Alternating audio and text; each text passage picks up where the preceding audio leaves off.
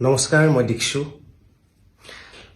আজি আসলতে এই ভিডিঅ'টো প্ৰস্তুত কৰিছোঁ এই কাৰণে যে যোৱা কিছুদিন ধৰি সামাজিক মাধ্যমতে হওক বা সংবাদ মাধ্যমতে হওক মোৰ বিষয়ে যিখিনি কথা ওলাই আছে এই কথাখিনিৰ কাৰণে একচুৱেলি মানসিকভাৱে বহুত কষ্ট পাইছোঁ আৰু আসলতে দুৰ্বল হৈ গৈছোঁ।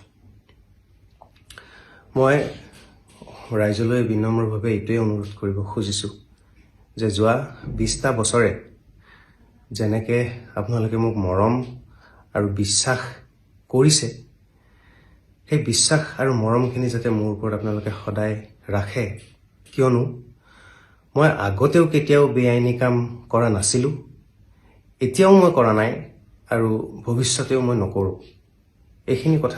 এইখিনি বিশ্বাস আসলতে মোৰ ওপৰত আপোনালোকে ৰাখক।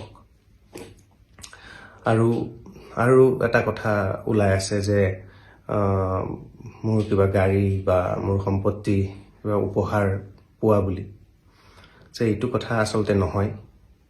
মোৰ যথা শক্তিৰে যি মই আৰ্জন কৰোঁ সেইখিনিৰে মই বহুত কষ্ট কৰি মোৰ গাড়ী বা মই থকা ঘৰটো মই ক্ৰয় কৰিছোঁ আৰু সেয়া লোনতে ক্ৰয় কৰিছোঁ। সেয়া লোন এতিয়াও চলি আছে। গতিকে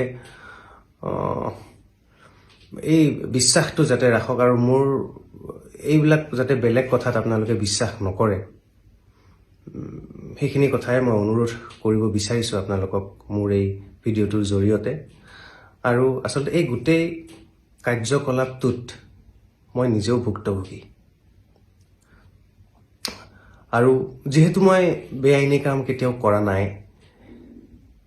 আইনৰ যিটো প্ৰক্ৰিয়া আছে, যিটো প্ৰক্ৰিয়াত অনুসন্ধান চলি আছে, সেই অনুসন্ধান প্ৰক্ৰিয়াটোত সকলো ক্ষেত্ৰতে মোৰ সৰ্বতো প্ৰকাৰে সহযোগিতা থাকিব বুলি মই বদ্ধপৰিকৰ।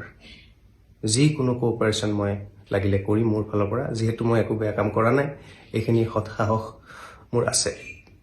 গতিকে সকলোৱে যাতে বেলেগ কথাত বিশ্বাস নকৰি মোৰ প্ৰতি এই বিশ্বাস আৰু মৰমকণ যাতে সদায় ৰাখে, সেয়ে মোৰ বিনম্ৰ অনুৰোধ। ধন্যবাদ।